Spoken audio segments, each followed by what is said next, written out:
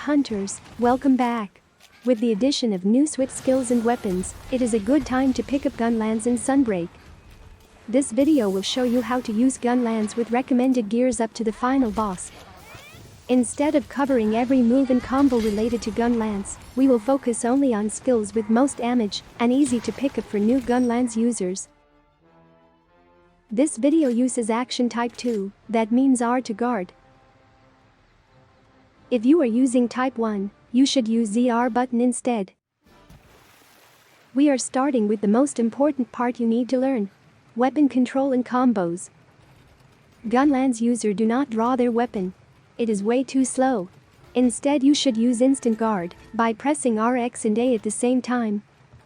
Once you are in guarding position, keep holding R to continue guarding. Whenever you are not sure what would the monster do, you should be guarding. Moving while guarding is super important. It will let your stamina recover and at the same time change for a better position. Don't be afraid to guard a lot. It is necessary when you are learning which monster move give you enough opening for your damage combos. Just remember to keep moving while guarding to preserve stamina. Walking with a Gunlance is very slow. But it doesn't matter. For normal movement, you should practice stepping forward, backward and sideways. A easy way to move forwards is the step twice, followed by left analog stick and X to perform a lunging upthrust. Focus on how quick and how far you can move with each stepping. Stepping helps to recover from your attack animation faster. It also has 0.13 seconds of iframe, which is not very practical unless you have a evade window skill. Generally, stepping forwards or backwards is a good method of moving. To move for a longer distance, you should use Blast Dash, which we will talk about later. With enough practice, you should find your stamina is enough for both guarding and stepping. Dash juice is not required unless you need extra safety when facing endgame monsters. Burst Fire combo is your best source of damage. It will empty all your shells at once. You should always look for opening to perform a burst fire. Remember the burst fire combo. It is your best move whenever it is safe. It is also possible to start the combo from guarding position. While holding R button to guard, press X to poke the monster. It has a low damage, but it has very low commitment and you are guarding all the time. If there is no opening, just repeat the poking. Remember, don't use shelling and save it for burst fire. Once there is big enough opening, you can follow up the guard thrust with burst fire combo. If there is a big enough opening, you can keep repeating burst fire combo. After burst fire, press X to sweep attack and then quick reload. This brings us back to our starting point and you can repeat the combo. To disengage, press B to step away. The burst fire combo only works when your shells are loaded. To quick reload, press R and A after an attack, such as guard thrust. After quick reload, you can connect to burst fire combo directly. If a monster is far away and your weapon is already unsheathed, do not sheathe your weapon to run. Instead, hold A to use Blast Dash. When reaching the monster, press X to smash, followed by burst fire with A. It is a very useful combo to approach monster from a distance. Remember that while charging A, you can use left analog to adjust the direction you dashing to. And when you press X to smash, you can also use left analog to control the direction to smash.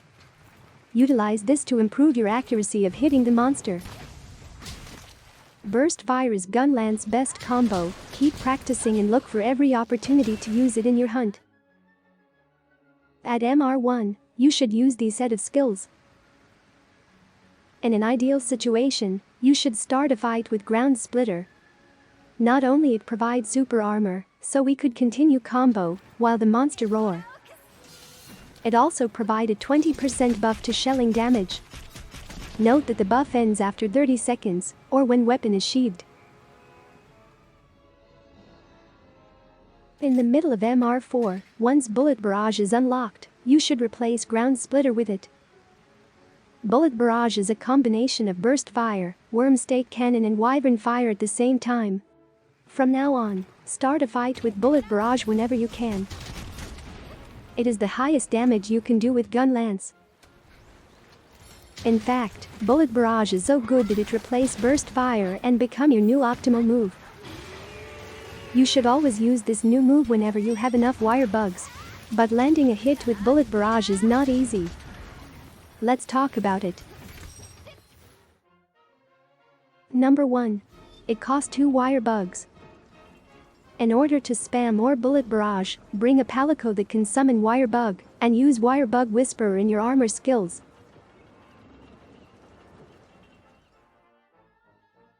Number 2. Bullet Barrage has 2 different animations. A shorter one when Wyvern Fire is ready to use. And a much longer version, when Wyvern Fire is on cooldown. You have to be aware of which version would it be and plan accordingly. Overall, you need a very good read and predict the monster action for the next 3 seconds. The saving grace is that the charging animation has super armor, so you can tank some damages. Number 3. Bullet Barrage will miss if you are shooting point blank. And the range of Bullet Barrage is not fixed. Position yourself 2 to 5 steps away from the target, and you should able to hit.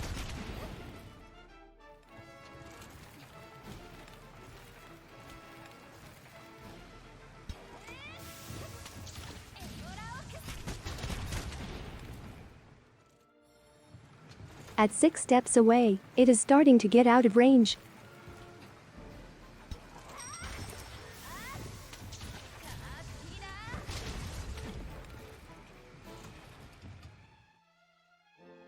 Number 4. Bullet Barrage has no auto-aim.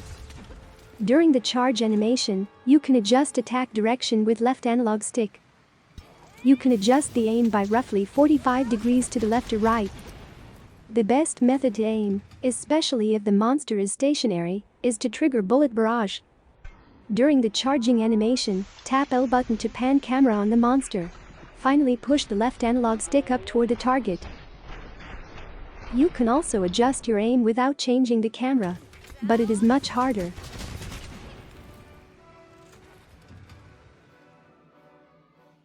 Now let's put all these together and see some real hunts.